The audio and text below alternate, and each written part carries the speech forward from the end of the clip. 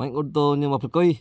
Mamintal ni tagkati mga prekoy magpasinan porta kay duha ka bulan naman ni way pintal-pintal ni akong kuan mga prekoy katian mga prekoy. Dugay-dugay yun nga panahon nga wa nako na pintalin mga prekoy tungod kay wa man koy kapaw mga prekoy. Basta inaarong bulan na mga prekoy, Mayo paingon sa July. Ting wala gyud tangigi mga prekoy, wala na kapaw. Season man guning tangigi mga prekoy. Nay bulan nga mokapaw napoy bulanon nga wa poy kapaw mga prekoy. So karong bulan na mga prekoy bantayan na ni basin mo kapaw ni mga prekoy. Mao ni nga namintal sa ko mga prekoy ako sa ning pasinawan. May na nyaglaod na to mga prekoy makahulbot tayo tas tong katian nga sinaw ng mga prekoy makalaod ta dayon.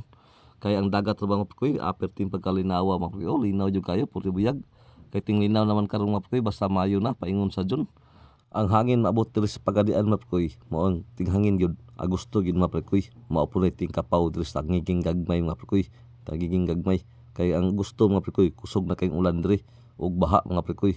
Daghan na pong gapnod ana diha ang tangigi mo apong sa gapnod mga prekoy. Mao nay ting kapaw ginamo diri.